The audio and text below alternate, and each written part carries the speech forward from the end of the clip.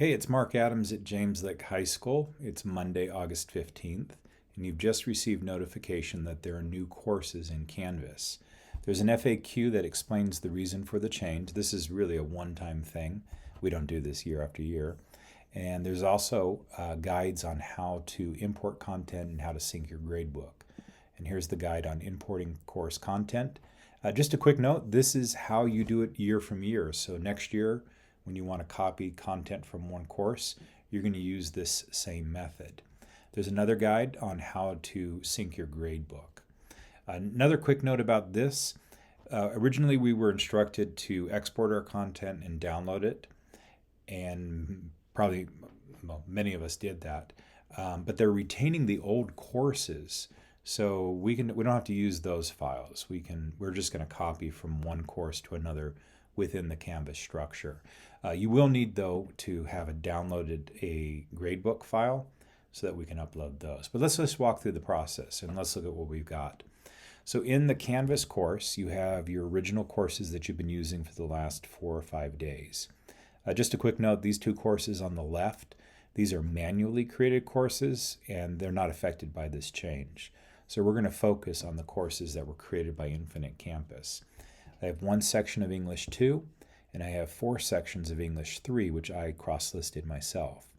If we scroll down to the bottom, these unpublished courses, these here, these are the new courses that your students are going to be using going forward. So you're going to want to publish these ultimately.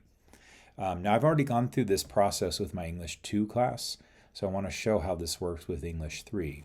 One quick note, courses now, multiple sections of a course are now automatically cross-listed. They're pre-cross-listed for you. And I've made some videos on how to view the grade in the gradebook. I've made some videos on how to view the grades by period, which you can still do with a cross-listed course, and how to create an assignment with multiple due dates. And also I'll make a video on how to make groups, how to put students in groups. And you can still do that by class period. So just because a course is cross-listed doesn't mean that you can't deal with each class individually, and you can still view the gradebook. Like if I want to view period 1, I can just select period 1 in my gradebook. If I want to view period 6, I can just do it within a gradebook.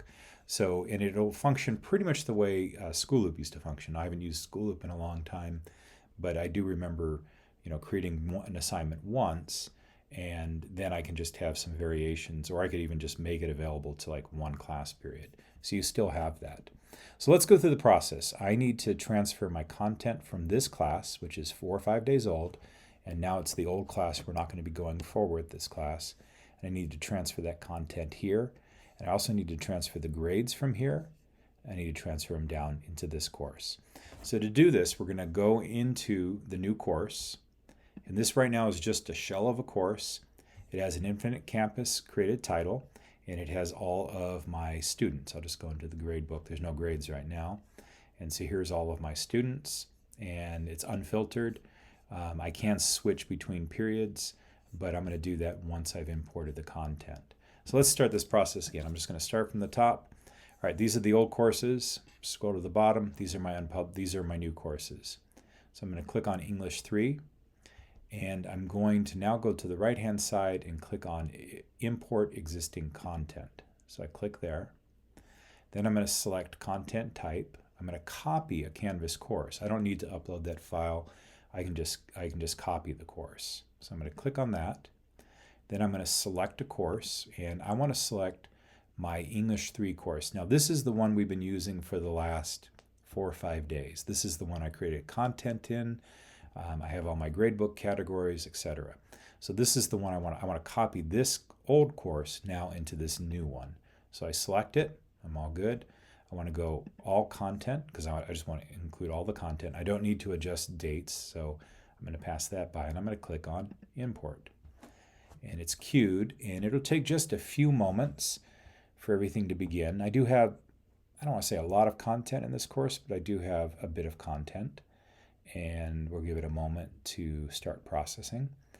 And I'm not going to edit this video, so I suppose if I edited it, I could cut out all this extra time. Oh, there we go. It's running. And it's going to take just a few moments. Okay. So the class is populating, and give it, all right, it's completed. So the whole process of importing the content, that's now done. If I click on the home page, it's almost like magic. There we go.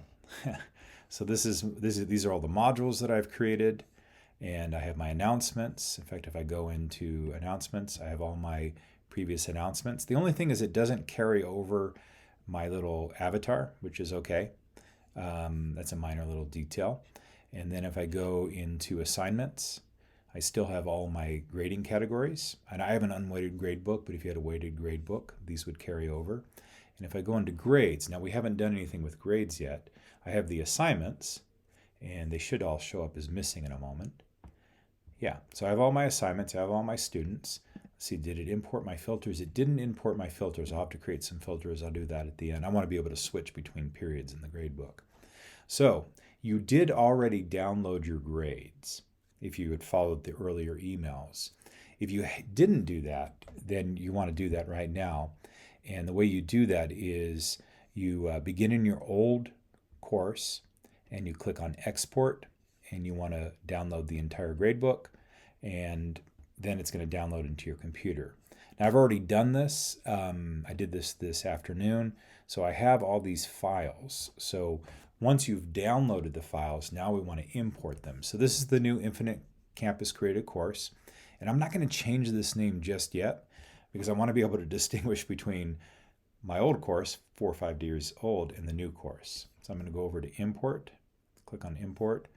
I'm going to choose a file, and I saved them in a file called Canvas Exports. And I'm looking for a CSV file for my English 3 course. And here, I'm going to just put my cursor over here, give it a moment. That's English 2. I don't want to do that. Then I put my cursor over here. Okay, this is English 3. So I'm going to double click on that.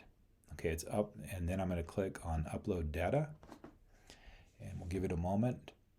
This only takes about a brief moment. And again, I'm not going to edit this video down, so I'm just going to let it do its processing. Then you're going to get this window, okay? And so a little bit of work here. Now, it doesn't recognize this student. And if I go here, I don't have an option. And the reason is this student literally just transferred today. And so it's just not making this switch over. It's not a problem. I'm just going to go not in my class, ignore this row. And the reason for that is tomorrow when Canvas syncs, she'll appear in there. So this is not going to affect her. And she doesn't have any assignments because she literally just joined today. And then the test student, just not in my class. The test student will automatically be created anyway, so it doesn't matter. So this is a student that's just been newly added into one of my classes. And I'm just selecting not in my class, just ignore this row. That's not a problem. When Canvas next syncs, she'll be added back into the course. She hasn't submitted any work anyway. In fact, I don't even think I've seen this student. I think this was just a real recent change. And then this is a little bit of extra work here. We have to somehow now match these assignments. And so I'm going to do that real quick. And this is notes. I don't know if I have an assignment called notes. So I might have created this assignment sometime earlier. So I'm just going to go, I'm just going to ignore, I'm going to click on new, bogus, ignore it. I don't know why maybe I created an assignment called notes and then I deleted it or something. But I definitely have writing freedom. So I want to find that task. Okay, so there we go. And these are just going to match over.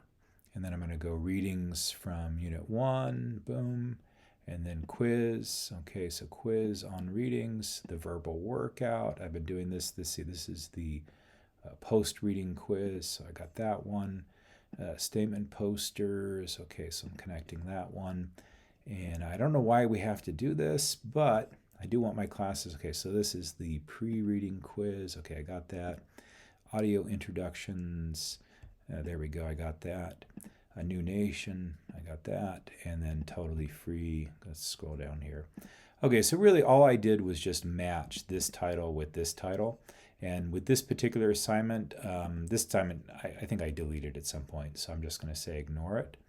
I got to make some choices. I don't have, it's either going to be a new assignment or it's going to be bogus. This one just happens to be bogus. All right, so I've done all these steps, and I'm going to click on continue. I'm going to get this window. Okay, everything looks pretty good. I still have the old grade book, so I can always kind of match it there, and I'll go save changes.